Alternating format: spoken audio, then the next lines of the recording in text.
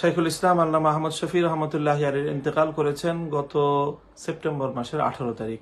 আমি আল্লামা আহমদ শফি রহমতুল্লাহি আলাইহির একজন ভক্ত এবং তার হাতে বায়াত গ্রহণকারী একজন তার মুরিদ, এবং তিনি আমাকে আধ্যাত্মিকতার পথে মেহনত করার অনুমতি দিয়েছেন, খেলাফত প্রদান করেছেন। সারা দেশবাসীর সঙ্গে আল্লামা আহমদ শফির ইন্তেকালে আমরাও শোকাহত এবং শোকাভিভূত।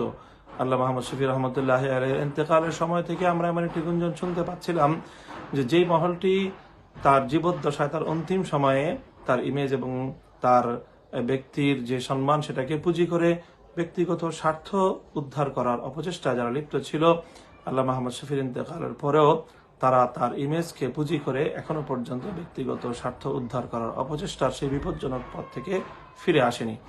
বরং বিস্ময়করভাবে তারা আল্লামা আহমদ শফি রহমতুল্লাহ আলাইহির যে মৃত্যুকে, তার মৃত্যু পরবর্তী সময়ে তার পরিবারের প্রধান অভিভাবক আল্লামা আহমদ শফির বড় ছেলে, তিনি একটি নিজস্ব বক্তব্যের মাধ্যমে জাতির সামনে তার পিতার মৃত্যুকে স্বাভাবিক মৃত্যু বলে আখ্যায়িত করেছেন, এবং আল্লামা আহমদ শফির তার হাতে গড়া যেই মঈনুল ইসলাম হাটহাজারী মাদ্রাসা কর্তৃপক্ষের পক্ষ থেকে প্রাতিষ্ঠানিক বক্তব্য জাতির সামনে উপস্থাপন করা হয়েছে। অথচ মৃত্যুর এতদিন পরে আজকে একটি স্বার্থান্বেষী মহল তারা দেশ এবং জাতিকে বিভ্রান্ত করবার জন্য আল্লামা আহমদ শফির মৃত্যুকে অস্বাভাবিক আখ্যায়িত করে তার মৃত্যুর জন্য একটি হত্যা মামলা দায়ের করেছে।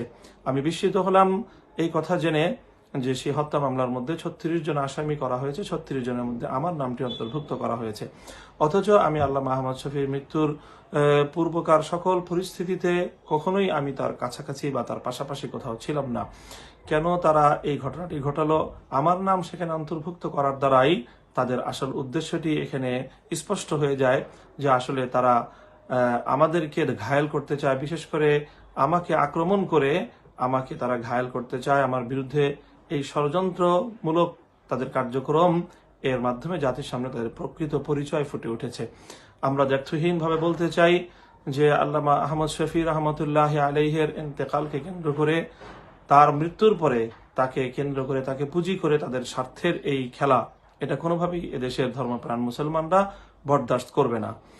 আজ আমাকে এই ধরনের আল্লামা আহমদ শফির মতো আমাদের প্রাণপ্রিয় একজন ব্যক্তির মৃত্যুর জন্য দায়ী করে তার হত্যাকারী হিসেবে আমাদের বিরুদ্ধে যে মামলা দায়ের করা হয়েছে, আদালত সেই মামলাকে আমলে নিয়ে পুলিশ ইনভেস্টিগেশনের জন্য সেটিকে পর্যবেক্ষণের জন্য পাঠিয়েছে। আমি আশা করি যে পুলিশের সেই ইনভেস্টিগেশনের প্রাথমিক তদন্তের মাধ্যমেই মামলাটি খারিজ হয়ে যাবে এবং আমাদের বিশেষ করে আমার বিরুদ্ধে কোনো অভিযোগের ন্যূনতম কোনো সত্যতা এখানে নেই এবং সেটার প্রমাণও তারা পাবেন না।